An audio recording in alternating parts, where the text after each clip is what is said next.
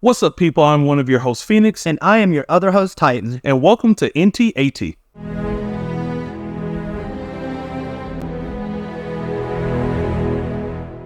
Before we get into the video, we have two quick announcements. First, from Titan. So the first thing I want to announce is that I will soon be starting college classes. So for the first month or so, please bear with us as we work on the transition.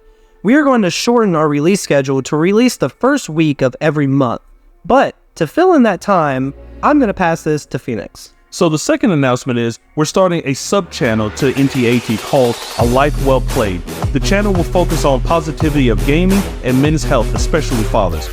I'll be doing the launch video soon for more details. Now to the topic. In early 2023, I made a claim, and Titan can vouch for me, where I said Starfield will be the most disrespected game in decades. My reasoning? Bethesda was owned by Xbox, and in this crazy console war, Xbox was the villain, for better or worse, especially at the beginning of 2023. There had been some narrative shifts, but that's for another video. As much as Bethesda has been praised over the years for their games, quote unquote, the real of it is, it's only been Skyrim, with relation to media and non-RPG specific YouTubers. The other games are never mentioned, and when Starfield was being spoken about, it was in relation to Skyrim, which is a horrible comparison. It makes about as much sense as comparing Witcher 3 to Cyberpunk. And lastly, because we can't trust the media of any form to report on anything without some major bias based off of whoever is paying them or their personal preference. I honestly 100% agree. Reviewers have become an unreliable source. The industry has switched from what is most informative to what gets the most reaction. This has caused an overlap in entertainment versus news. And this is true throughout the board, but most recently, the movie and game industry, reviewers have become a joke.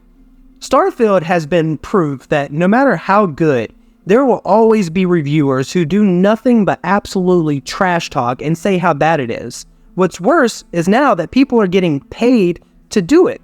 Starfield had so much pre-launch hate that we knew well in advance, and like Phoenix had said earlier, he called it firsthand about how mad the Sony fanboys were going to be. But honestly, I don't think anyone thought that 4 months later that there would be a anti-Starfield cult. So here comes Starfield, the beginning of September, and it sells gangbusters, and fans of Bethesda are loving the game. Within weeks, players have dumped 100 hours with multiple playthroughs. There are some things that the game needs to fix, but overall, it's a good game. Not a great game, but a good game. And most importantly, it's a fun Bethesda-style game. There are good reviews and not so hot reviews, but by week 3, even some of the harshest critics were making videos that after their initial opening hours, they could see the charm and where the fun was. There were videos and articles on how robust the ship creation mode was, and players were creating massive city-like structures with the outpost creation. In October of 2023, the news broke that Starfield was the #1 video game of September. Game Pass subs went up, Xbox sales went up, player count was huge, all positive things for Starfield. But that's also when things started to become a little weird. Later in October, videos and articles started to come out about how player count on Steam was starting to decline. This was an interesting talking point, so much so that Paul Tassi of Forbes wrote an article and a video explaining how weird this was, because it has been a normal thing for single-player games to be hot for about a month and then players will move on. This has happened to all single-player games, period. The rebuttal to this was Skyrim has a huge player base and was actually bigger than Starfield at this point. Again, this doesn't make sense, as Skyrim has over a decade of mod support, updates, DLC, etc. So yeah, of course it's going to have a larger player base. It is basically an MMO with constant new mods. This is when I knew these articles and videos were no longer about the game being good or bad, but just straight up hit pieces. At this point, other games were rounding out the holiday season, but every day there were new videos and articles coming out about how bad Starfield was. We're in January of 2024, 5 months after release of a single-player Starfield game, and every day there are still videos and articles coming out about how bad Starfield is, how boring it is, or what happened to Starfield. With the rising price points, expectations for games have skyrocketed. Starfield had ridiculously high expectations from the start. I was one of them. The problem came in when Sony paid Starfield haters came in and started to make anti-Starfield content. I've never seen so much division over a game pre-launch in my life. A lot of really big things were happening for this game. Not only is it Bethesda's next biggest project, but Xbox exclusive. This is a breeding ground for trolls. Starfield delivered with massive success. The end product is genuinely a great game. Yes, like any other game, it has its issues and everyone has their preferences. But to have this constant stream of negativity months later, it's a little weird.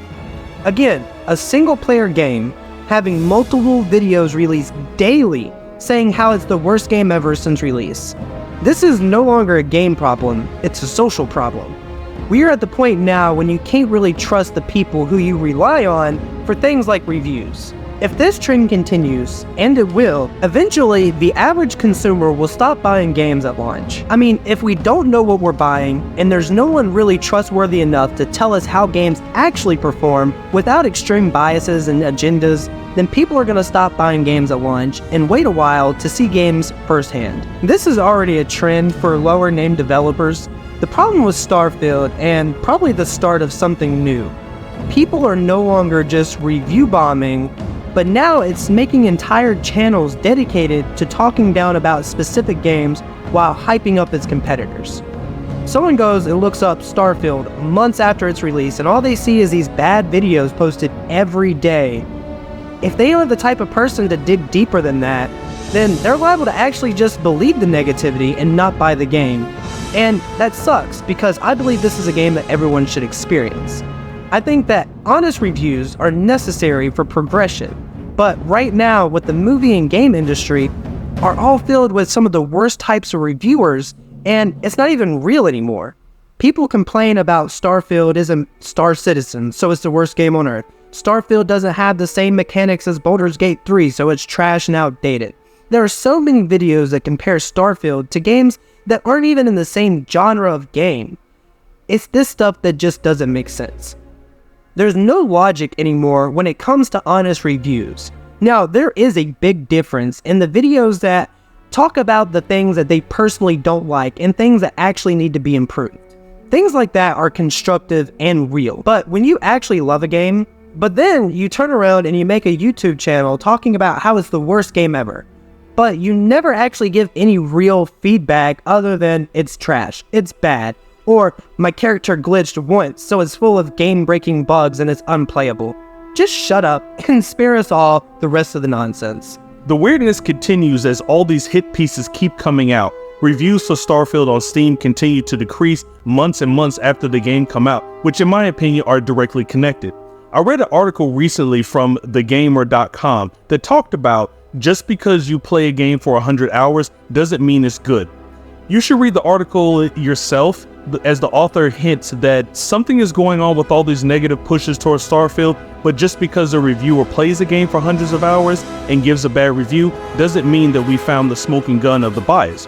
Well, I want to respectfully disagree with that statement. Anyone who follows game journalists and YouTubers, one of the main complaints they have about their job is that they don't have time to just dive into games. They have X amount of time before they must move on. That is a constant theme that games they love, they can only put so much time into so they can get content out. Then they have to get ready for another game or topic and will most likely try to come back during their downtime if they haven't. So the idea that all these 5-month-old reviews who have spent 200, 300 hours in Starfield and consider it to be a bad game makes zero sense. When have you known any of them to put out that much time in a game they felt was boring, outdated, or not good? It doesn't happen. No one does this. I have never spent hundreds of hours into any form of a hobby that I was disliking. I put almost 300 hours into Starfield at launch, and I can tell you that you don't need that much time to figure out if it's a game that you want to play, so I call massive BS. And that is exactly what I was trying to say earlier, is that these people obviously love these games. They obviously love it, and that's why they put out so much content. They love it, and they're getting views from it. Yep. It's entertainment, but it's not news reliable. Right, exactly. There have been articles about a specific group of modders that said they were not going to mod Starfield because it's not a good game. Now, I have zero problem with this because you're allowed to like what you like, but the articles and videos are used as proof that the game is bad and why Skyrim was good. This is an insane take. Anyone who plays Skyrim in 2024 will tell you that they are not playing the vanilla game. Most play with so many mods it breaks their saves. Skyrim is played because of all the mods, because of what mods fix, and what new content mods bring. Again, this makes zero sense, as what you have to do is either compare both games as vanilla content or compare both games with maximum mod support. But you can't compare them at this point in time. It's apples and oranges. In 5 years, the conversation will be massively different. The fact is, a lot of people have been influenced by all the negative coverage many months after release. The game has been put under a microscope and only one-sided, as all the millions of people who are still playing and enjoying the game are not online talking about it. This has definitely been by design, as I have not seen a single article about Forspoken or Golem, Redfall, or Rise of Kong. You know why? Because after the first month of talking about a bad game, nobody cares. You move on. Why on earth would you keep covering a bad game? Why would you keep talking about a bad game? The reason why they keep talking about Starfield is because that's where the money is. YouTubers, journalists, they both need clicks, and it's popular to shit on Starfield, so they keep coming back to the well. The actual game is a good game. It's not a bad game. It's not a great game. It's good. And to give some context to this conversation, Hogwarts Legacy is the top-selling game of 2023 over Spider-Man, over Mortal Kombat 1, over Call of Duty. And not only has there been no articles or videos about the game outside of its launch, not including the Switch launch, it wasn't even nominated for a single award this year. So how do you have such a highly rated game with huge praises and huge sales numbers that beat out some of the best games of the year, but somehow, some way, Starfield gets mentioned and Hogwarts is all but forgotten in the media? It's almost like they use it as a political pawn for both sides, and once it served its purposes, the media forgot about it and didn't even want to mention it when giving recognition to the top games of the year. Oh, but the fans didn't forget. They came in droves to buy and support it. So yeah, I think there's some agendas here. Across the board, it's unanimous. Gaming prices are ridiculous. I complain about movie theaters being a ripoff, but honestly, $70 for a game is an insult. I get it, 100%. I understand that it's expensive to make games, and I get they have to make a profit. Yes, capitalism, we all get it. But the reality is that we need a better system. A system that actually benefits the people instead of the multi-billion-dollar companies. But as long as we have this manufactured negativity, and there are also people being continued to get paid to trash competition, it's just leading us in the opposite direction.